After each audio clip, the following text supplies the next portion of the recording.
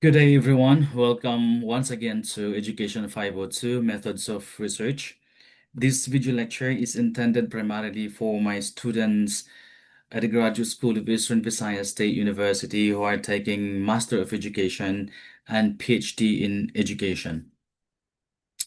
Please take note that I employed blended learning modality in my class.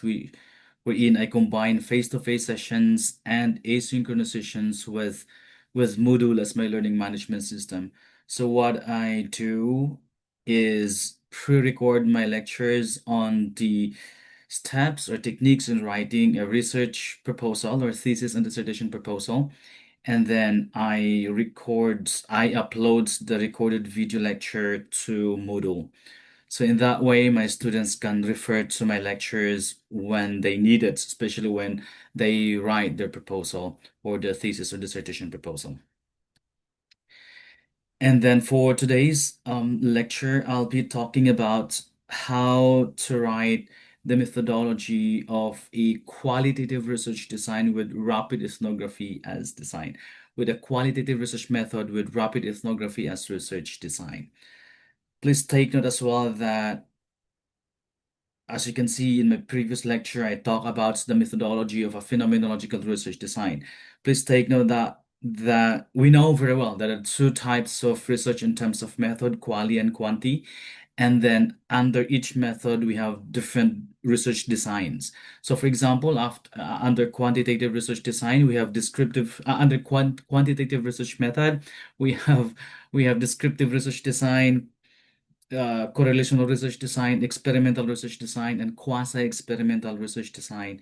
And then under quali, we have the famous case study design, narrative design, phenomenological research design, ethnography, grounded theory, and whatnot.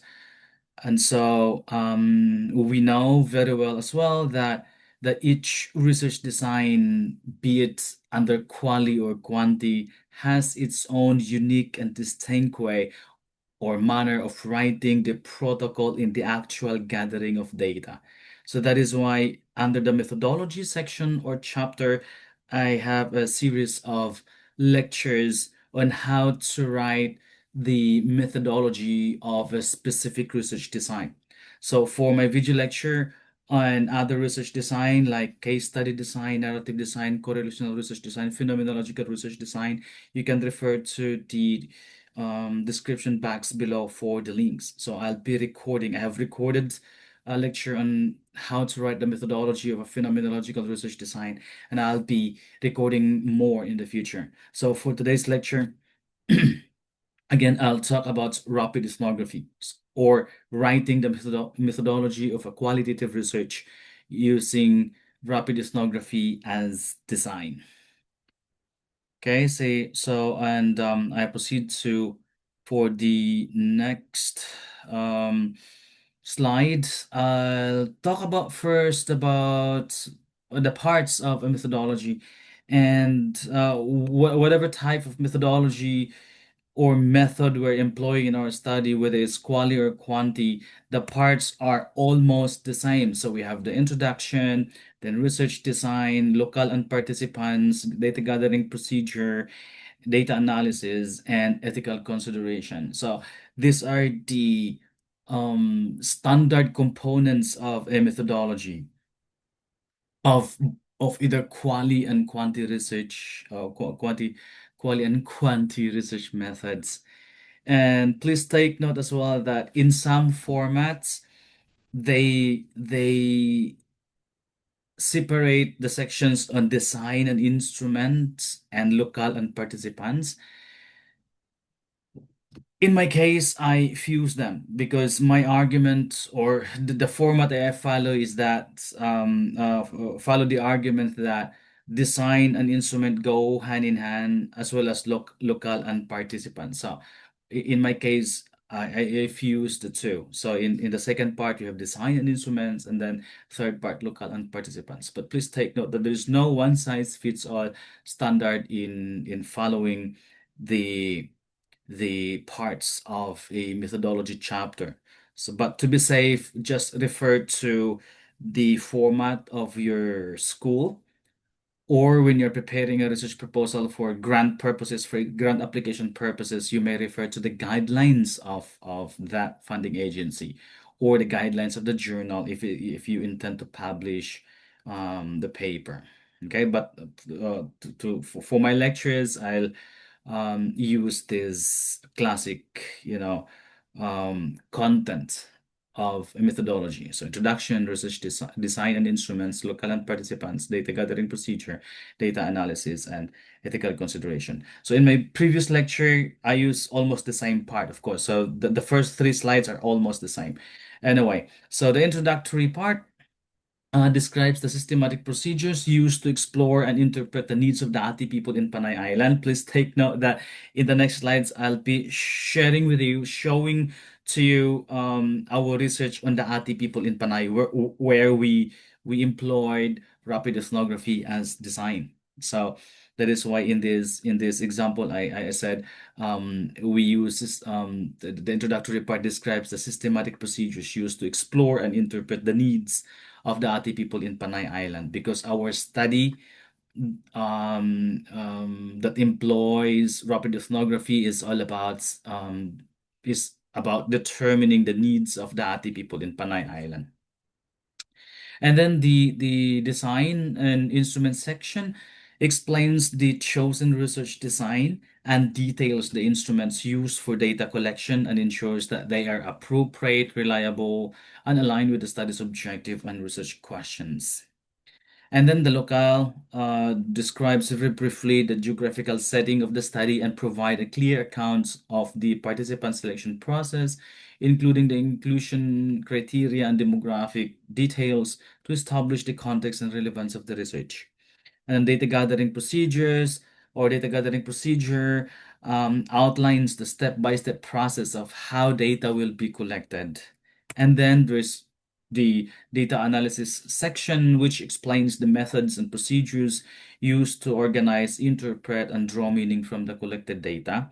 And we always also include the ethical consideration section, which demonstrates how ethical principles will be upheld throughout the research process. So that's the common parts of the required parts of a methodology, which I've discussed very briefly in the following slides, and I will provide concrete examples of each section. And then before I talk about the specificity of each section in the methodology part. Let me give you an example of an introduction of a methodology chapter. I use the same example in my other lectures because this part is generic, of course.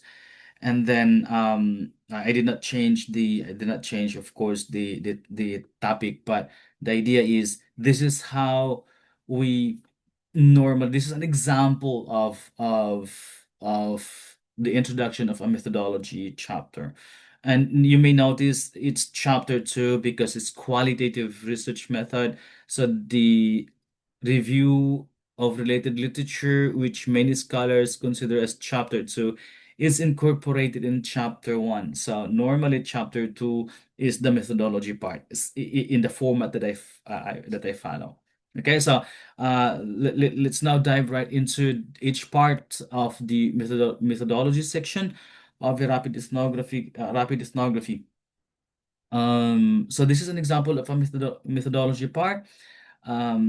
The Let me explain this very briefly. Again, I used this example in my other lectures on how to write the methodology of a research proposal or thesis. So, in the introductory part, it's a good idea to briefly to start by briefly rehashing what the study aims to do. So, for example, you have the first sentence which reads, "This chapter presents the methodology employed to explore the lived experiences of first generation college students navigating academic life in a university setting." And then and then clearly state what type of method and design will you employ, and briefly explain why.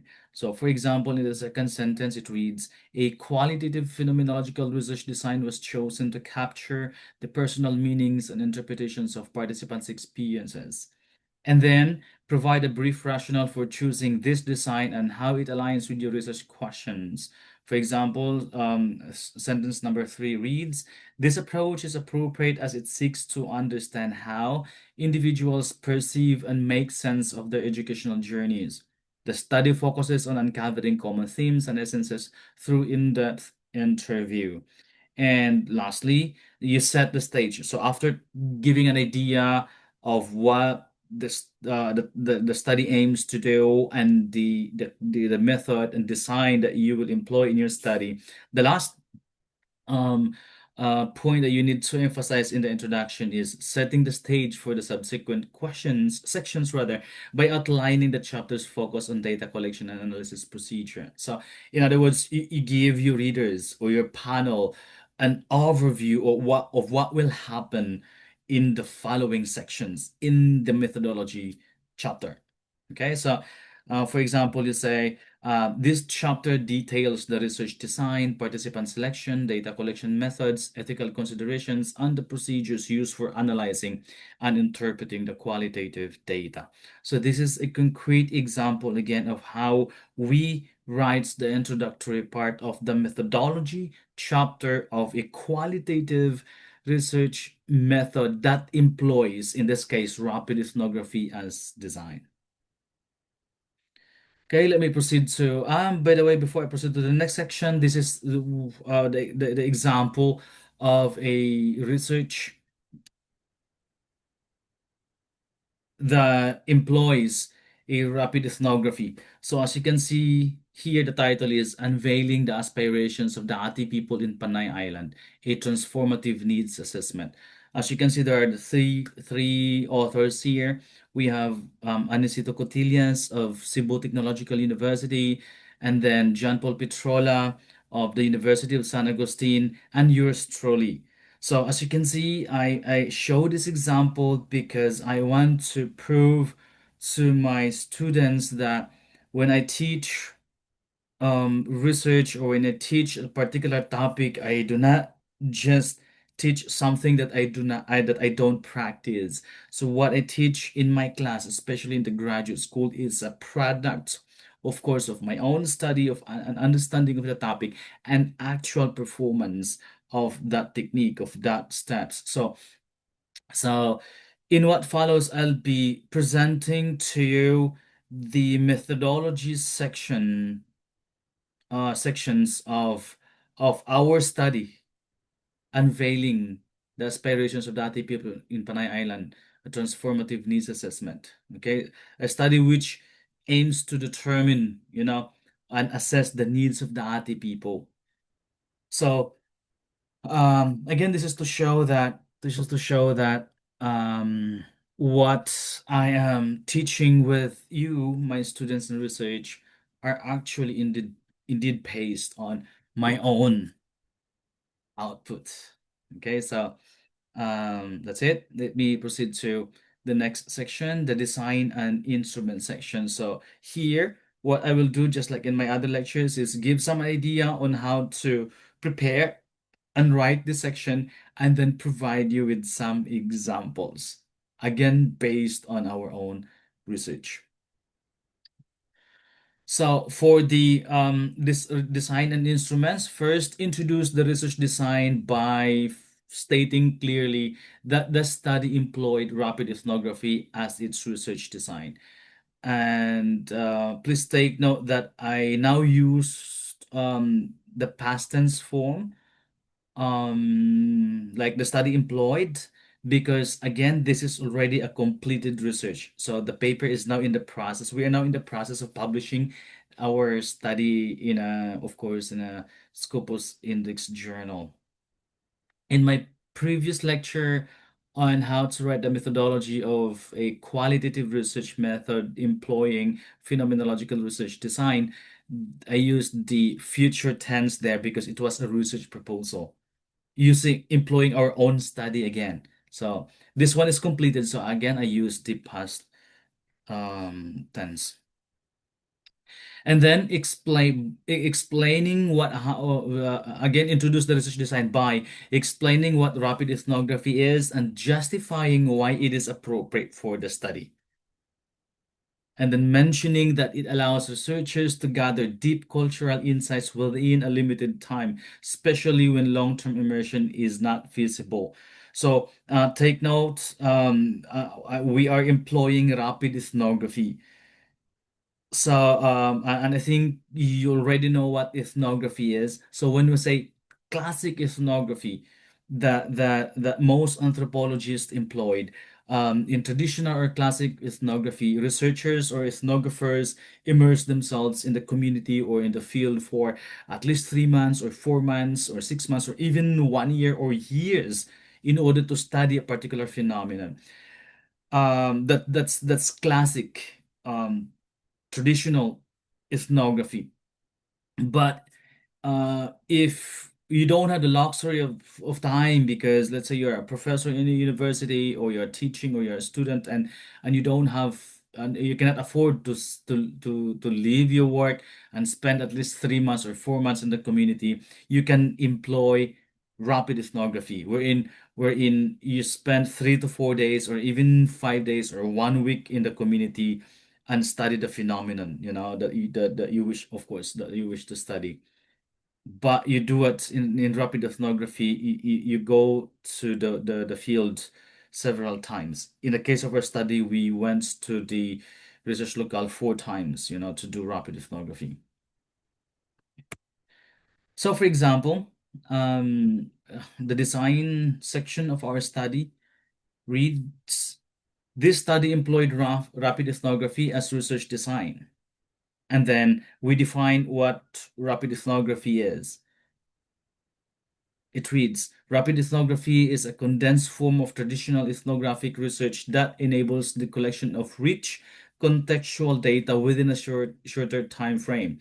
So still we're able to gather or collect rich data even if we just spend 3 to 4 days in the community rather than spending 3 months, 4 months, or 6 months or 1 year in the community. And then after defining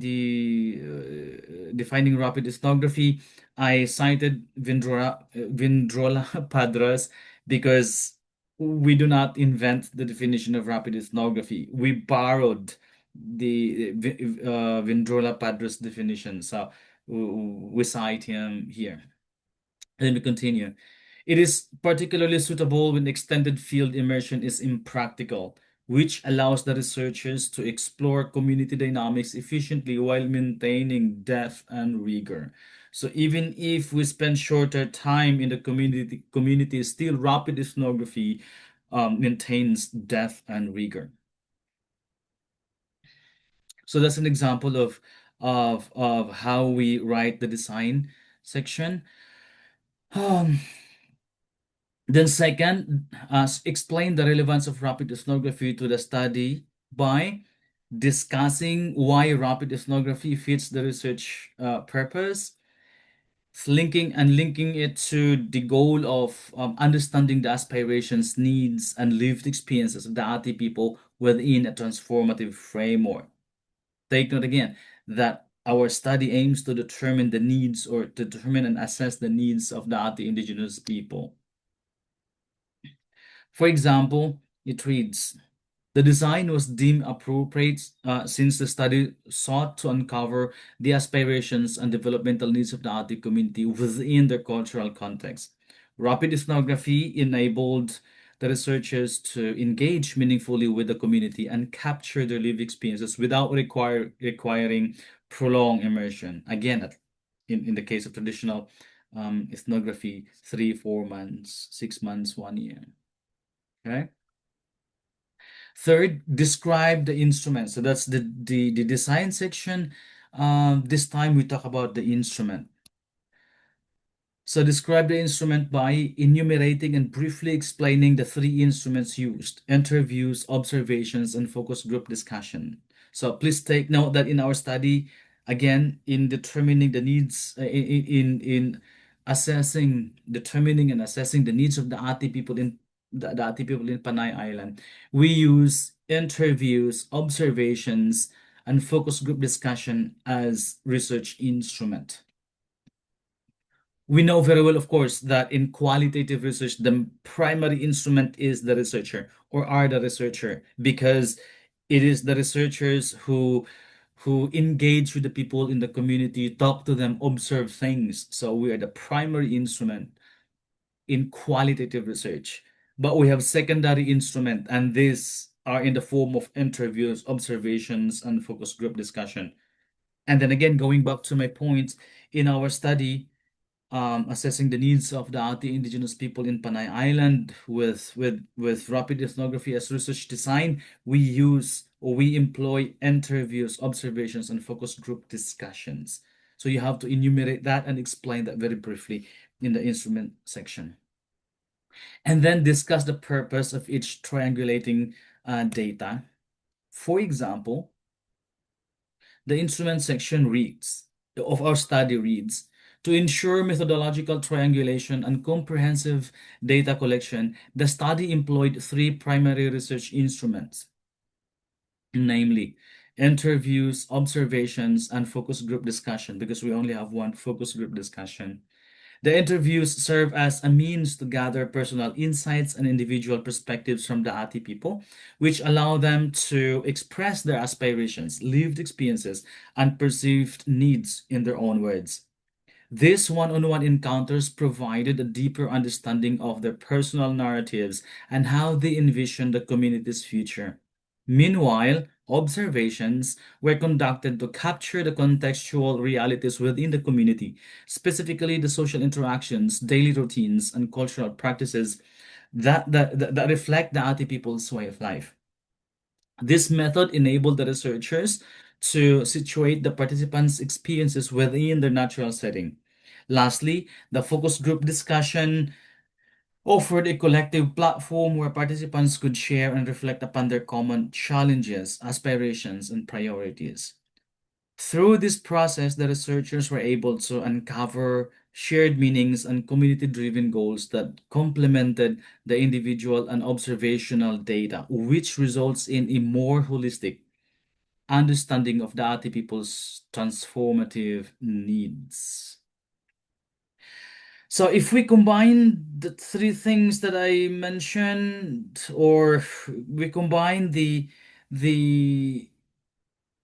design and instrument section, the results will be this. Okay, so I don't need to read this again to you because I already presented this one. So in case you want to take a screenshot of it, you can take a screenshot of it and serve this as a guide when writing the design section of your own research proposal.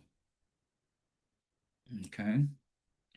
And then I'll show some examples. Of course, it's not enough to just talk about the research. So as you can see, we employed, as you can see, we used three instruments, secondary instruments. In this case, we have interviews, observations, focus group discussion in Panay Island. And I'll show later on the gap or the map of our locale. But in this case, let me just share with you pictures of the interviews that we conducted with the Ati people in in this one is in Hordan Guimaras.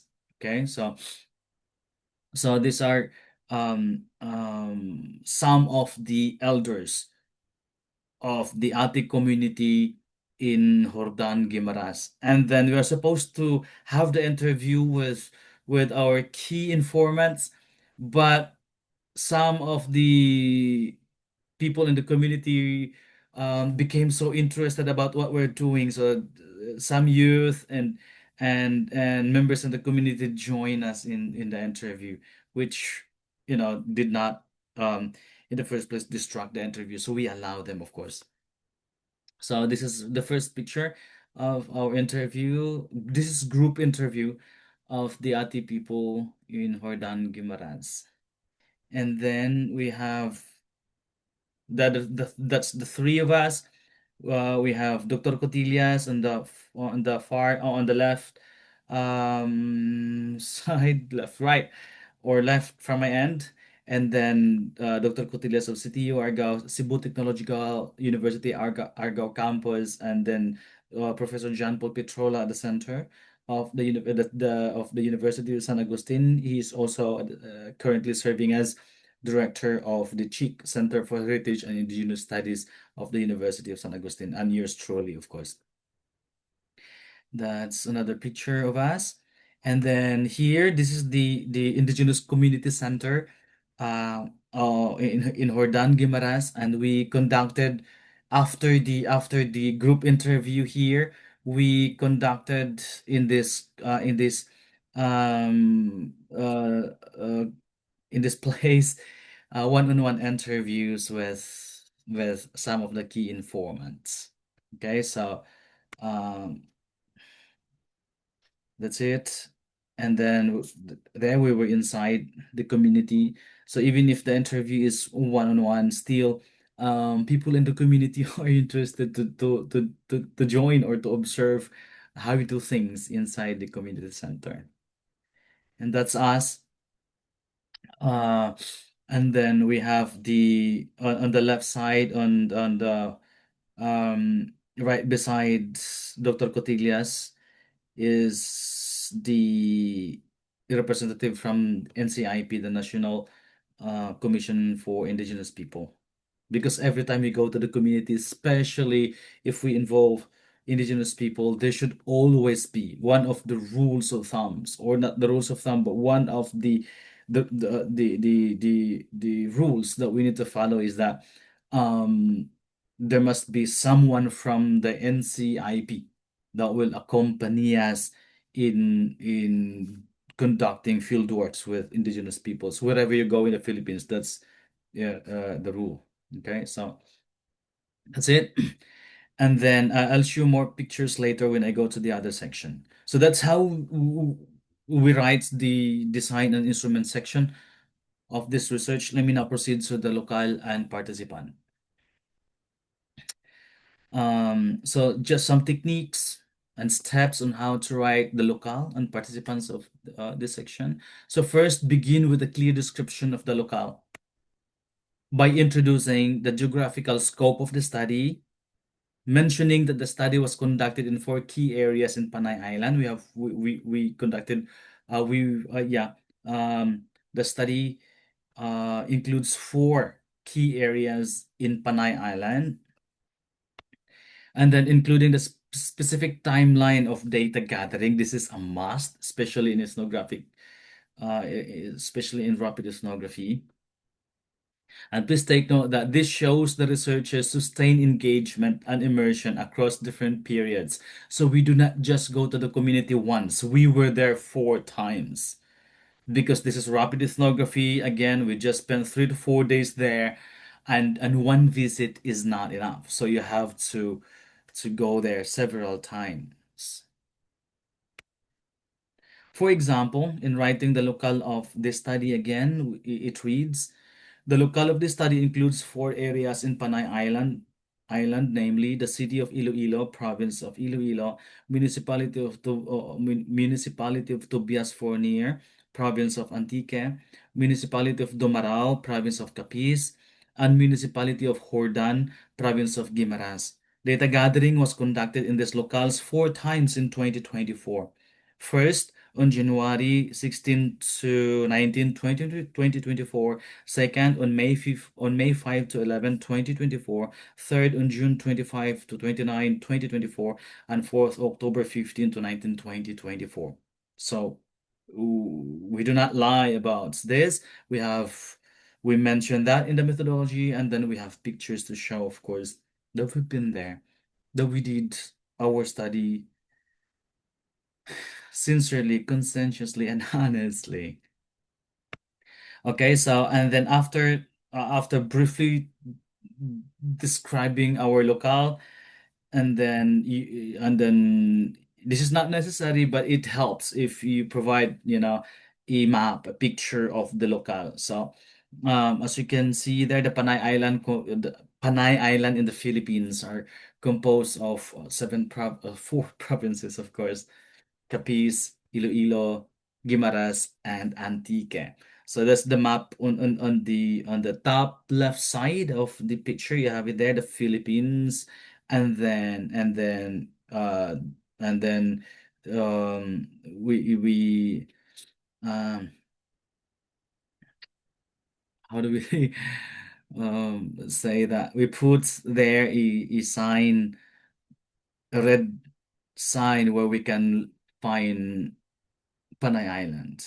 And this is Panay Island again, excluding, of course, Negros Oriental, excluding Bacolod of Negros Occidental. So you have it there. We have four areas there again, in Capiz, Dumarao. Then we have Iloilo City because we also conducted interviews in Lanit, Iloilo City, and then in Hordan, Guimaras, and Tobias, Fournier in Antique. So we have the description. We wrote the description here. The spot map of Panay Island showing the research locales. This is prepared by the researchers. We prepared this one utilizing materials from Google Maps, of course. And then second, describe the participants in detail. So after briefly describing the locale, then you describe the participants in detail by introducing the participants as members of the Ati indigenous peoples from various communities across Panay Island, emphasizing the diversity among participants to ensure multiple perspectives, explaining that purposive sampling technique was used to select 25 participants. We make it 25. We know that very well that in qualitative research, the number of participants is between 10 and 25. And I also mentioned in my previous lecture that the actual number of participants depends on the saturation points. Maybe you reach a saturation point in the 11th or 12th or 13th or 14th or 15th participant. So if such saturation point is reached, then we stop the interview because there's no point of proceeding to the next 10, given that saturation point again is reached. That is, there are no new ideas that emerge from the interview. But in our case, we completed 25 participants just to make sure now we have a rich um, data. Again, explain that purposive sampling technique was used to select 25 participants with five representatives from each locale who possessed direct experiences or knowledge relevant to the study's objective. For example, it reads, or our participant section reads, the participants of this study consist of a diverse range of Ati people from various backgrounds and demographics, carefully selected from various Ati communities across Panay Island to represent the target population of interest. But to guarantee a comprehensive understanding of the Ati people's aspirations, needs, as well as challenges, purposive sampling was employed in selecting 25 participants, again, five from each locale, who have direct experience or knowledge related to the phenomenon under investigation. The participants included five tribal leaders who serve as custodians of their traditions and customs. The rest of the participants included members of the Ati households, which consist of elders, adults, and youths to capture intergenerational perspectives. Women who were often viewed as pivotal in community, women who were often viewed as pivotal in community and family dynamics were purposefully included to explore gendered experiences and aspirations.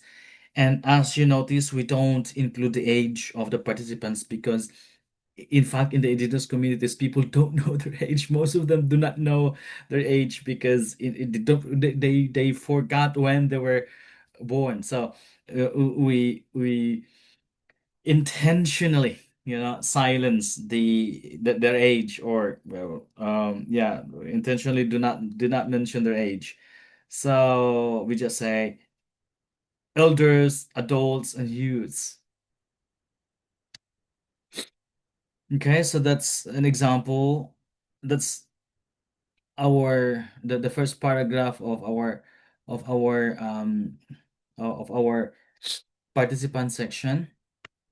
And then third, explain the participant selection criteria. We know very well that we have inclusion and exclusion criteria in the methodology part. So here, explain the participant selection criteria by clarifying that participants were chosen based on their willingness to share insights and lived experiences, stating that non-ATI individuals were excluded, exclusion criteria, to ensure authenticity and representation of the ATI people's genuine voices, indicating that informed consent was secured from all participants before data collection, as well as affirming that the study adhered to ethical research standards. Research standards. And in addition to the first paragraph, we add this example. It must be noted that the participants were chosen based on their willingness to share their lived experiences and insights about the social, cultural, economic, and environmental dimensions that affect their lives and the entire Ati communities. Individuals who do not belong to the Ati communities were excluded to make sure that the study focused only on authentic voices and experiences. Informed consent was obtained from all participants prior to their involvement in the study. Confidentiality and anonymity were also assured according to the ethical standards in research. Hence, pseudonyms were used to protect the identities of the participants throughout the research process. So, if we combine the section on research locale and the two paragraphs of the participant section, this is how the research locale and participants look like, especially in our own study on the needs assessment of the Ati people in Panay Island. So I don't need to read this as I already presented this to you. Of course, you can take a screenshot of this slide if you want to um, use this as reference when you write your own research local and participant section of your own study. Okay. And then we proceed to the next section. We'll provide, of course, some picture, the data gathering procedure first. So that's the local and participant section. Let me now proceed to the data gathering procedure. And please take note that this part is quite long because especially in ethnography or rapid ethnography, the data gathering procedure is crucial because um, this is one of the bases in determining the scientificity of the research as well as its ethical dimension. So we need to be as detailed as possible in the data gathering procedure part of ethnography or rapid ethnography. And in addition to that, our data gathering procedure is quite long as well because we're dealing with indigenous peoples. And the law in the Philippines states that before we go to the indigenous communities, we need to ask permission from the higher ups, and then especially the NCIP, and then we have to process a lot of papers, documents, and once we were granted permission by the National Commission on Indigenous People, we also need to conduct the FPIC or the free prior informed consent and other things. So it takes time. We don't go to the community right away. The indigenous community, we need to, not bureaucracy, but there are some protocols to follow. So the data gathering procedure here is quite long. But let me present this to you. So note, again, our data gathering procedure is quite long because we are doing research that involves indigenous peoples.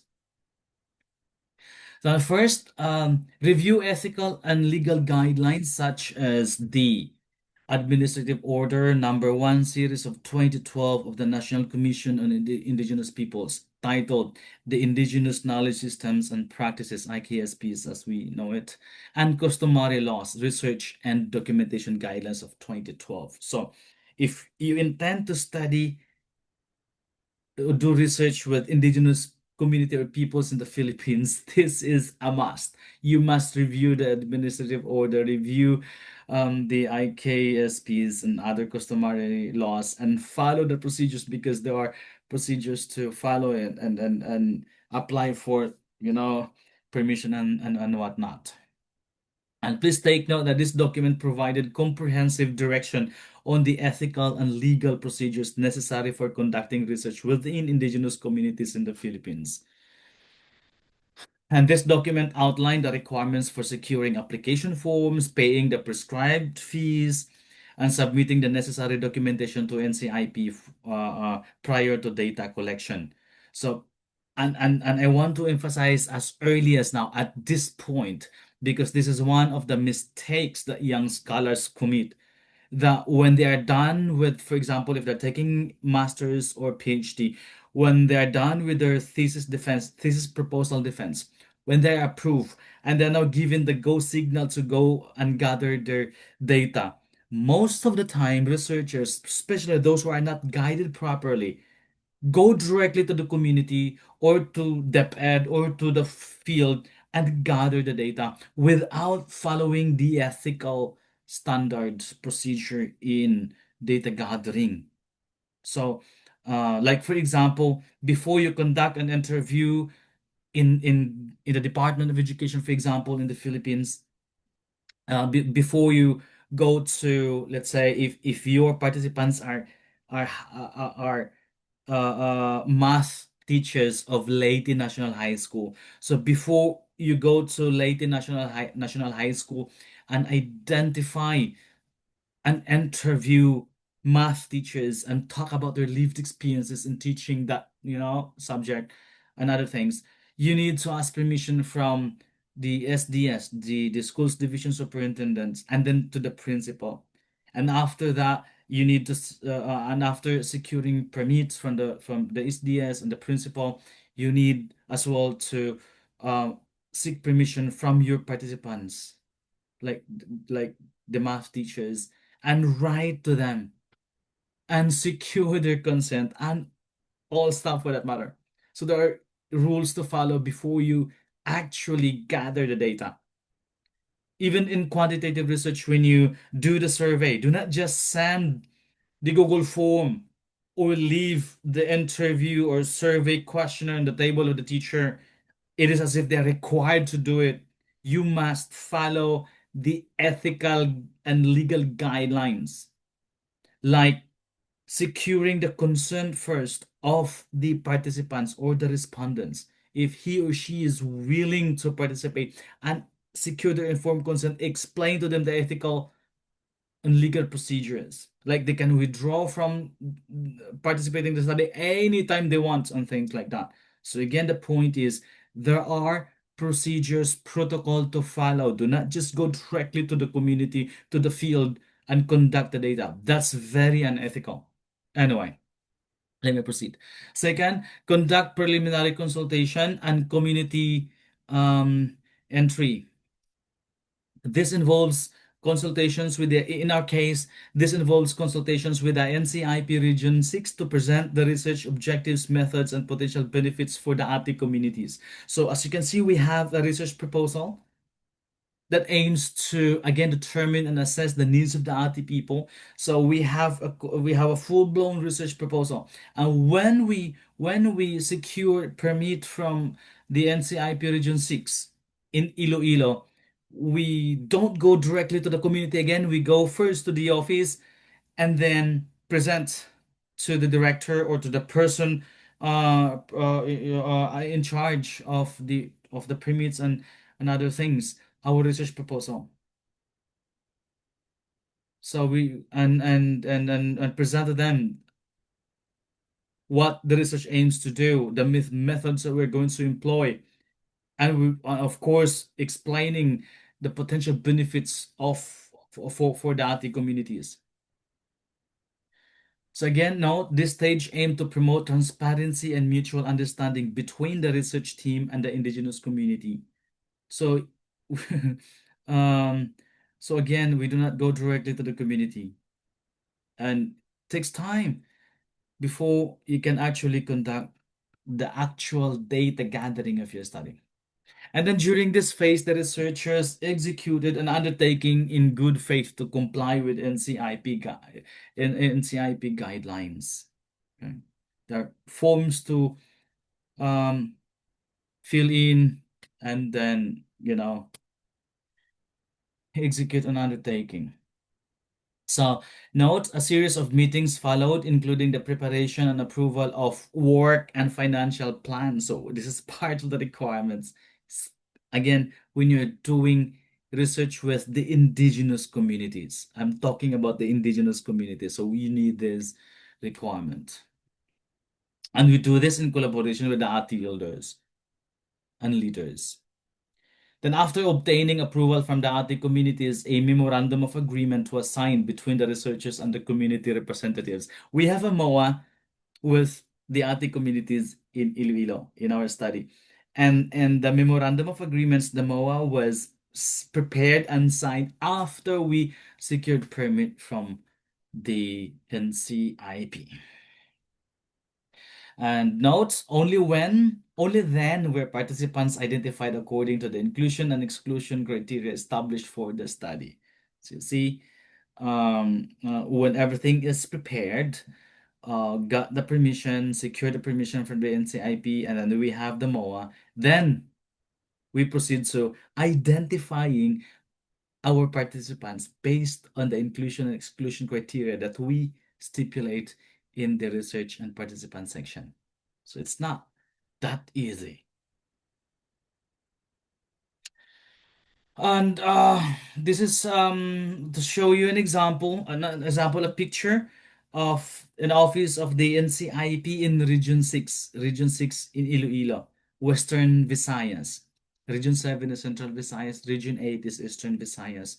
So for the Visayas, for Central Visayas, Western Visayas and Eastern Visayas, the NCIP office is located in Iloilo. So if you're doing research, for example, indigenous communities in Cebu or indigenous communities in Eastern Visayas, when securing permit, you need to go to Iloilo in Region 6. So this is the office. The guy here, I'm sure is not the regional director, but he was in charge. He facilitated us rather in securing the permit from NCIP. And while we were in Iloilo to secure the permits, we were so blessed enough that there was a conference. I think there was a conference or a gathering of all the regional directors of the NCIP in Iloilo, and the meeting was that gathering was presided by no less than Miss Jennifer Pia Siboglas, the lady beside me on my right. Jennifer Pia Siboglas is the chairperson of the National Commission on Indigenous Peoples in the Philippines, NCIP. She is she is she is the a group is in NCIP. We know very well that the chairman of or the chairperson rather of the Commission on Higher Education now is Miss Shirley Agrupis. And if we talk about chairperson of the commission, National Commission on Indigenous Peoples, Jennifer Sibuglas, was so lucky to have, uh, stood beside her and have a picture with her. Okay, so and then this is still in the office, the NCIP office, with Dr. Cotillas of Sitio Argao, and then JP John Paul Petrola, the director of the Center for Heritage and Indigenous um, Cultures of the University of San Agustin, and again, that's yours truly. And then when we went to Dumarao, Capiz, we passed by Kasapi. Yeah, that's NGOs that work with indigenous people. So, yeah. And then let me proceed. Third, conduct the interviews. Again, we are in the data gathering procedure section of the methodology of a qualitative research design method that employs rapid ethnography as design. This involves conducting interviews with 20 participants in our own study, not necessarily yours, in our own study. This is, again, I'm making use of our study as example for this lecture. So this involves conducting interviews with 20 participants, five from each of the four identified locales, and additional one-on-one interviews with five more individuals. So again, this is the picture of the group interview we conducted in Hordan, Guimaras. And this one is a group interview of the Ati indigenous people in Dumarao, Capiz. We have this one group interview with Ati indigenous people in Lanit, Iloilo City. We have this one somewhere in still, yeah, in the locale. And then fourth, conduct participant observations and field engagements. So again, the instrument that we employ in the study are interviews, observations, and focus group discussion. So after the interview, you need to mention about, how observations were conducted and field engagements were conducted in the community. Okay. And this consisted of extensive field observations wherein the research team actively engaged in the daily routines, activities, and social interactions within the Ati communities.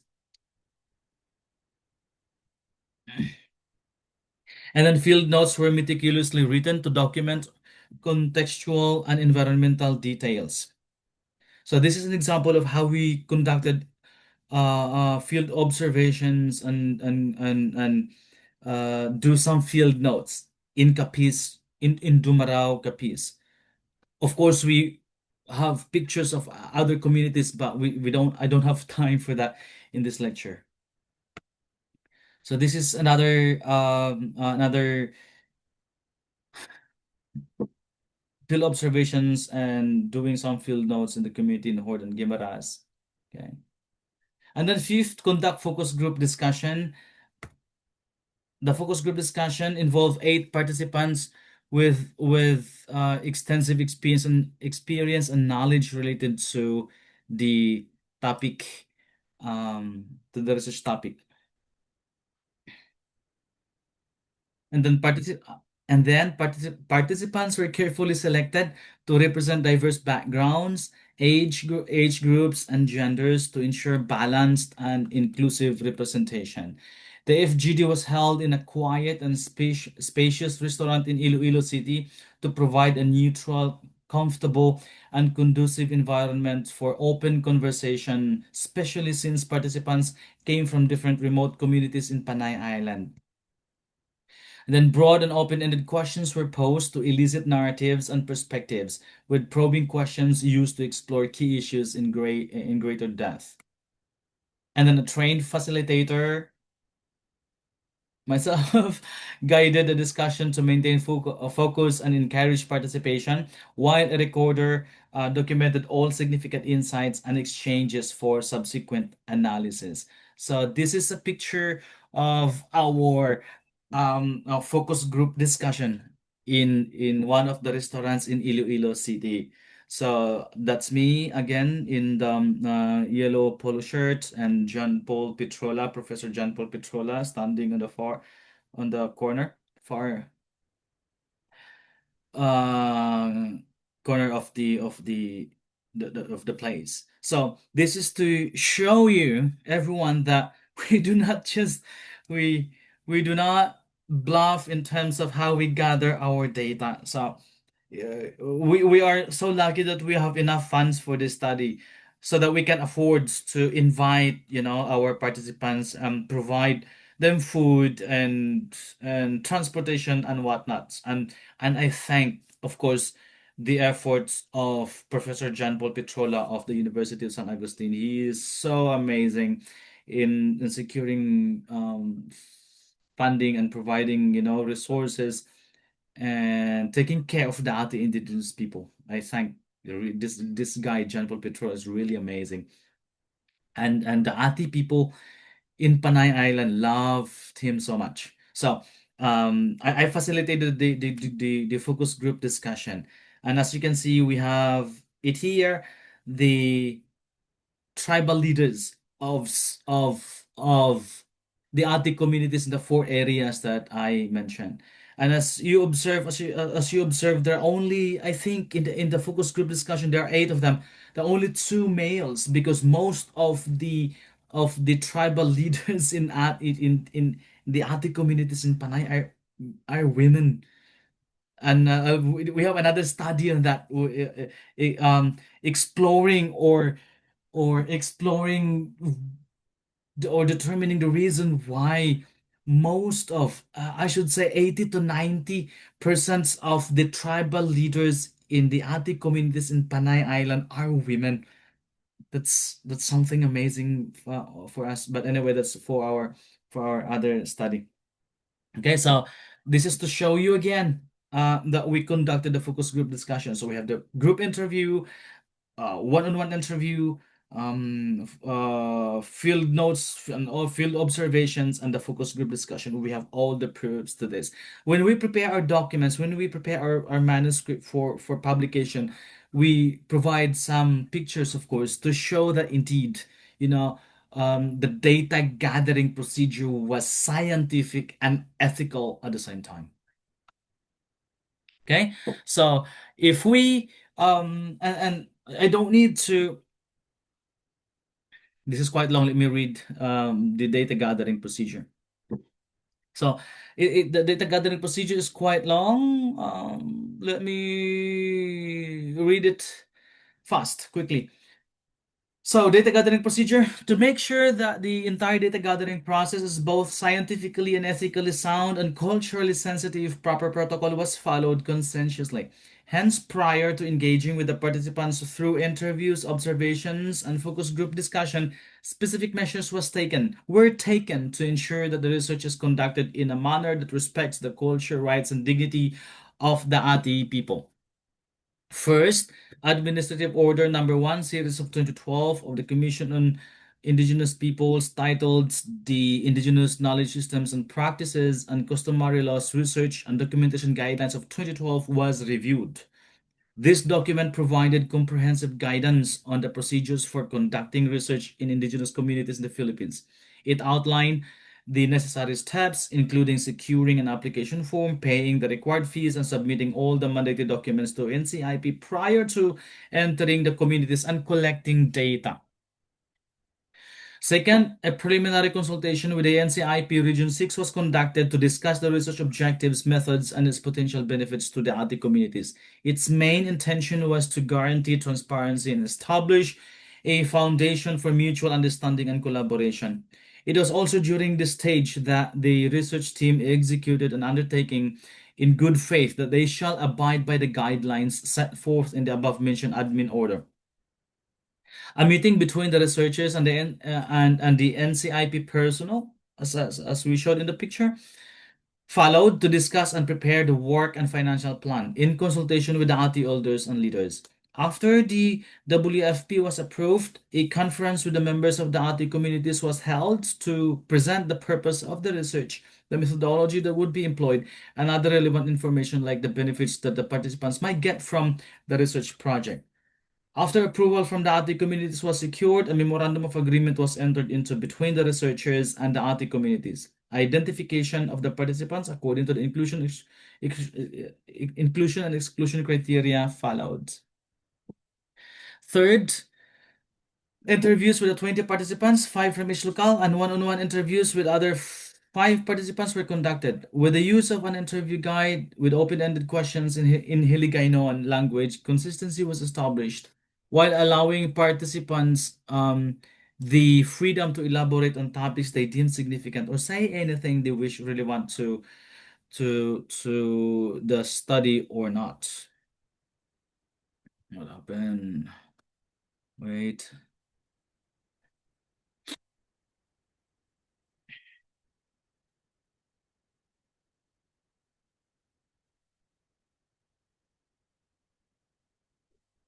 The questions focus on key areas such as health, livelihood, education, cultural preservation, and social inclusion.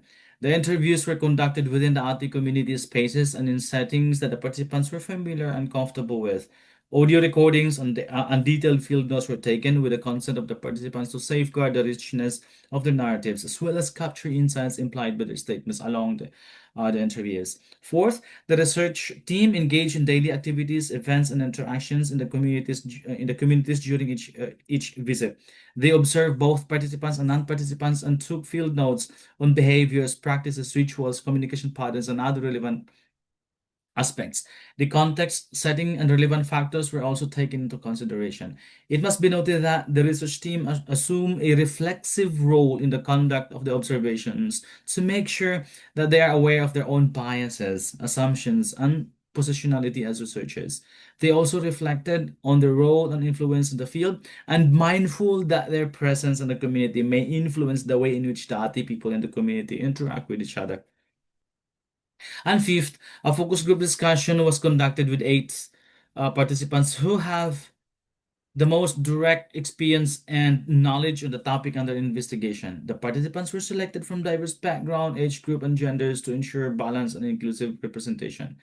The participants were gathered in Iloilo City, given that they were coming from four different remote indigenous communities in Panay Island. A quiet and spacious restaurant in Iloilo City was chosen as the venue to make sure that the participants were comfortable and that the ambience was conducive for discussion.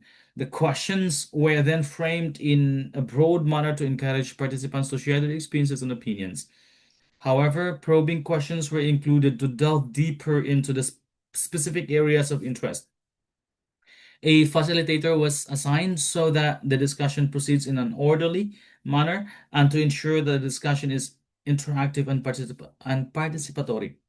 A recorder was also assigned to guarantee that all important data and insights are captured during the discussion. So this is how we prepare the data gathering procedure. You can, of course, take a screenshot of that section if you want some reference when you write your own data gathering procedure.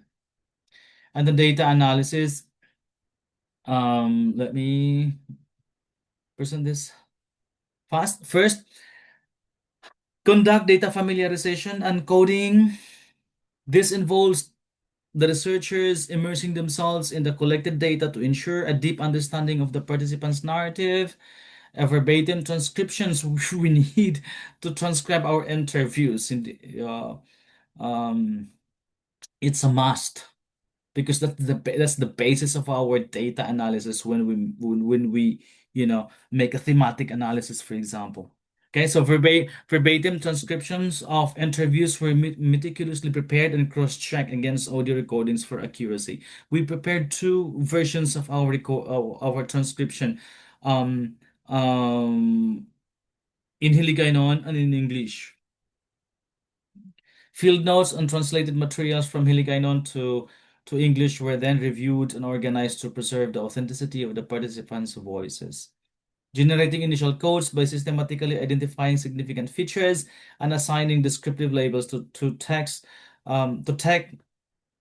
to text segments that reflected key ideas or experiences, and manual coding. We use manual coding. We don't use the modern way of doing it, through highlighting and annotating. I'm comfortable. I'm assigned to doing the data analysis part, and I'm very comfortable doing the manual coding. Um, was used to maintain direct engagement with the data and to capture both explicit and implied meanings. Second, theme development and refinement.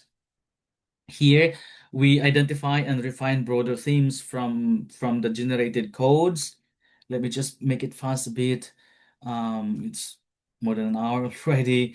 Then cluster related codes to form preliminary themes that represented the essence of the Ati people's aspirations and needs, and then merge overlapping and redundant themes, while sub-themes were developed to enhance analytical depth, and then review each emerging themes against the coded data and the entire data set to ensure coherence, consistency, and representativeness. Redefine or remove themes lacking sufficient empirical support, And once finalized, clearly define and name themes to concisely capture their meaning, scope, and relevance to the research objectives. So this is just some tips and steps in doing the data analysis part, which uses thematic analysis. Then third, interpretation, validation, and visualization of data. Of course, interpretation or interpret the identified themes within the broader sociocultural and historical context of the IT communities, and then do triangulation by cross-verifying data from interviews, observations, and focus group discussions to ensure reliability and validity. Examine discrepancies to uncover the diversity of perspectives and experiences within the IT community, thereby minimizing researcher bias. Create visual representations such as thematic tables to illustrate the relationships among themes and subthemes for clarity and accessibility. Finally, the research team conducts community validation by presenting the preliminary findings to selected APTI members. So this is how the data analysis part looks like. Okay, so um, this is quite long, but let me read it quickly. So based on those instructions or on those steps, this is how we prepare the data analysis section of our methodology. It reads, thematic analysis was used in identifying, organizing, and interpreting the patterns and themes that emerge within the data collected through interviews, observations, and focus group discussion. See, we're consistent with our instrument. The thematic analysis model of Naim and others was followed closely, but modified a bit, of course, to entertain nuances in rapid ethnography. The process involves 10 phases explained below. The first phase was familiarization with the data. Here, the meticulous a meticulous verbatim transcription of the interview recording was carefully prepared. Transcripts were then cross-checked against original recordings to ensure accuracy. Field notes were then reviewed and organized. To preserve the authenticity of the data, the translation from Hiligaynon to English was prepared. Again, as I mentioned, we prepared two versions of the transcription in both Hiligaynon and English. The research team then immersed themselves in the data by repeatedly reading the interview transcripts and field notes. This iterative process is necessary as it allows the researchers to identify initial patterns and meaningful sense of the Ati people's narrative. And then, um, and then generating initial codes was the main trajectory of the second phase. Here, data were systematically examined to identify significant features that are relevant to the research objectives and questions. With the use of both inductive and deductive approaches, codes were assigned to specific segments of the text. It must be noted that manual coding was done by highlighting and writing notes on the text to identify potential patterns. In the third phase, broader themes were identified by clustering related codes. Here, raw data were transformed into meaningful patterns to capture the essence of the Ati people's aspirations and needs. Overlapping and redundant themes were then merged and some themes were created to increase the depth of the analysis. The fourth phase involved reviewing themes. This process included examining the themes against the coded data as well as the entire data set to ensure that they are representative and coherent. Hence, themes that lacked sufficient support were redefined, others discarded. In the fifth phase, themes were defined clearly and named accordingly to capture concisely their essence. Here, each theme was identified and then accompanied by detailed descriptions, which also includes outlining its scope, significance, and relationship to the research objectives. The sixth phase involved interpreting and contextualizing themes. Here, themes were synthesized and situated within. Here, themes were synthesized and situated them within the broader sociocultural and historical context of the Hatti people. The seventh phase centered on triangulation to ensure the reliability and validity of the findings. Here, data from the interviews, observations, and focus group discussion were cross-verified by corroborating with observational insights about the Ati people's needs and aspirations. Discrepancies were then identified to understand diverse perspectives and experiences within the Ati communities. This process truly helped reduce biases, which resulted in more comprehensive understanding of the needs and aspirations of the Ati people. The eighth phase was visual representation. Here, table was created to visually illustrate the relationship between and among themes and sub-themes in the study. The intention was to make complex ideas easier to understand and communicate. The ninth and final phase focused on community validation. Here, preliminary findings were shared with some members of the other communities. This is to ensure that themes and interpretations truly resonated with with their perspectives and experiences. Feedback from the other people were then integrated into the final analysis, which in turn reinforced the credibility and cultural relevance of the research findings. So that's how we prepare the data analysis part of a rapid ethnography using employing thematic analysis. And then let me proceed to the last section of the methodology chapter again of this study, the ethical considerations and some ideas on how to prepare this one. First, secure ethical approval and legal compliance. And this involves official approval from the National Commission on Indigenous Peoples in accordance with Administrative Order Number 1, Series of 2012. And please take note that this is to ensure that the research complied with national guidelines governing studies conducted within indigenous cultural communities. Also, this process guarantees that the research respects the Ati people's rights, traditions, and customary laws before any data collection began. And then second, obtain informed consent and ensure voluntary participation. This is intended to protect participants' autonomy and informed choice. The research objectives, methods, and potential benefits were thoroughly explained to all participants prior to their involvement. The FPIC again, free prior informed consent, that should be stipulated clearly, articulated clearly in the ethical consideration section. And then informed consent was then secured, emphasizing that participation was entirely voluntary and that participants could withdraw at any time without consequence. Third, maintain confidentiality and uphold cultural sensitivity. This aims to safeguard participants' privacy and ensuring cultural sensitivity in all research activities. Here, personal information and shared narratives were treated with strict confidentiality. Also mentioned in this section that throughout the research process, interactions with the Ati people were guided by respect for their indigenous knowledge systems, values, and cultural expressions to ensure that the findings genuinely reflected their perspective and aspirations.